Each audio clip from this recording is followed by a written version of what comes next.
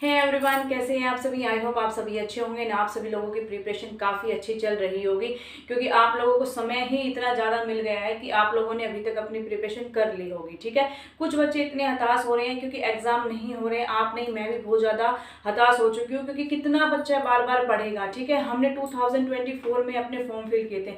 आप में से बहुत सारे स्टूडेंट एस्पिरेंट्स ऐसे होंगे जिन्होंने 2024 में फॉर्म फिल किए होंगे, चाहे वो आपने टीजीटी का भरा हो, पीजीटी का भरा हो या एनटीटी का भरा हो या फिर नॉन टीचिंग एग्जाम के रिगार्डिंग आपने फॉर्म फिल किए होंगे। तो उस टाइम हम लोगों ने क्या सोचा था कि ये 2025 में हम नौकरी अपनी पा लेंगे। ठीक है, और आप सिनेरियो देख रहे हो कि 2024 के एग्जाम अभी तक आप मई चल रहा है हमारा, अभी तक आपके एग्जाम कंडक्ट नहीं कराए गए हैं। साथ के साथ 2025 में आपकी पीजीटी की और अलग वैकेंसीज के भी फॉर्म भरे जा चुके हैं। तो जब हमारा 2024 का ही एग्जाम नहीं हुआ तो 2025 के एग्जाम के बारे में तो हम सोच ही कैसे सकते हैं।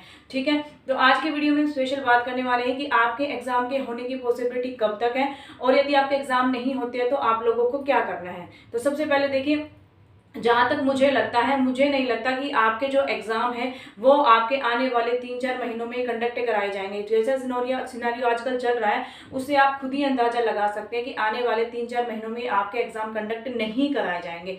मई, जून, जुलाई, अगस्त, सितंबर तक आप मान लीजिए कि आपके एग्जाम नहीं होंगे। ठीक है, यदि सितंबर तक आपके एग्जाम नहीं होते तो पॉसिबिलिटी ये है कि आपके अक्टूबर या फिर नवंबर में एग्जाम लिए जाएंगे। दिसंबर जनवरी में आप सभी को पता है डीएसएसबी एग्जाम कंडक्ट नहीं कराता है। ठीक है, यदि आप अक्टूबर नवंबर में एग्जाम नहीं हुए तो पॉसिबिलिटी यही है कि 2026 में ही आपके एग्जाम आपको देखने को मिलेंगे। सबसे पहले जो एग्जाम होगा वो आपका पीजीटी का आपको देखने को मिलेगा, क्योंकि आपको पता है जिसमें नंबर ऑफ वैकेंसीज कम होती हैं और एस्पिरेंट्स कम होते हैं जिन्होंने फॉर्म फिल किया, तो सबसे पहले डीएसएसबी उन्हीं एग्जाम को कंडक्ट कराता है और उसके बाद जिसमें ज़्यादा वैकेंसी होती है, नंबर ऑफ कैंडिडेट्स ज़्यादा होते हैं जिन्होंने अप्लाई किया, वो एग्जाम आपके बाद में कंडक्ट कराए जाते हैं। तो पॉसिबिलिटी यही है कि जो पीजीटी के कुछ सब्जेक्ट है जिसमें बहुत कम वैकेंसीज है वो आपका एग्जाम पहले कंडक्ट कराया जाएगा। ठीक है, वो आप अपने अकॉर्डिंग देख लेना। तो लेकिन आने वाले 3-4 महीनों में आप लोगों के पता लगेगा कि आपका एग्जाम कोई भी देखने को नहीं मिलेगा। आपको पता है जून तक का तो हमारा एग्जाम कैलेंडर ऑलरेडी आ चुका है, उसमें हमारा कोई भी एग्जाम नहीं है।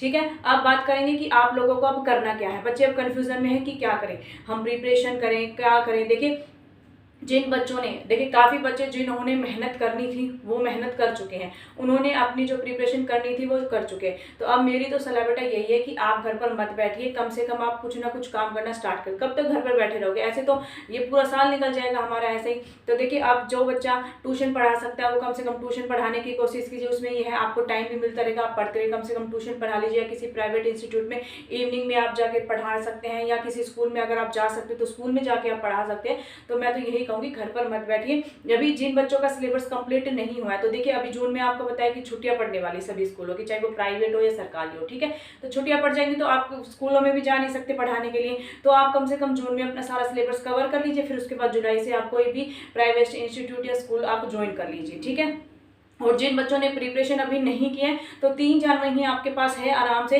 बिना किसी हेजिटेशन के या कि आप नहीं कर पाएंगे, आराम से आपके पास बहुत समय, आराम से आप अपना रिवीजन कर सकते हैं। तो मैं तो आपको यही कहूँगी कि आप घर पर नहीं बैठे, कम से कम कोई ना कोई आप अपना काम स्टार्ट कर दीजिए जिससे कि आपको हेल्प मिलती है। देखिए, ऐसा नहीं है यदि आप स्कूल में पढ़ाने जाओगे, इंस्टीट्यूट पर जाओगे, वो आपको काम नहीं आएगा, ऐसा बिल्कुल भी नहीं है। क्योंकि मेरे आसपास कुछ टीचर्स ऐसे हैं जिन्होंने पहले प्राइवेट स्कूलों में ही पढ़ाया, उसके बाद वो गवर्नमेंट जो स्कूल है उन्होंने अप्लाई किया और उनकी जॉब लग गई। ठीक है, ये कुछ किस्मत भी होती है, कुछ लोग बेटा मेहनत भी ज़्यादा करते हैं, हम ये बिल्कुल नेगलेक्ट नहीं कर सकते।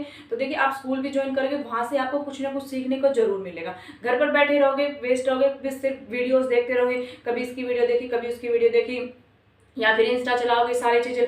इससे अच्छा तो ये है आप अपना कोई रोजगार ढूंढो। क्या पता एग्जाम इस साल भी नहीं कंडक्ट कराए जाएंगे तो आप ऐसे हाथ पे हाथ धरे तो बैठे रह नहीं सकते। ठीक है, तो मेरी तो सलाह आपको यही है कि आप कोई ना कोई अपनी अभी जॉब ढूंढ लीजिए जो आप, और आपको लगे कि भाई आपके एग्जाम की, देखिए जब भी एग्जाम होगा कम से कम 1 महीना पहले आपके पास नोटिफिकेशन आ जाएगा। ठीक है, तो तब आप अपनी जॉब छोड़ देना, उसमें 1 महीने में अच्छे से अपना फुल रिविजन करना। ठीक है, तो मेरी तो आपको यही सलाह थी। यदि आपको वीडियो अच्छी लगी तो प्लीज़ वीडियो को लाइक कर देना, या फिर आपको कोई क्वेरी रहती है, कुछ पूछना चाहते हैं तो आप मुझे कमेंट कर सकते हैं। ठीक है, मिलते हैं नेक्स्ट वीडियो में। Bye bye and take care.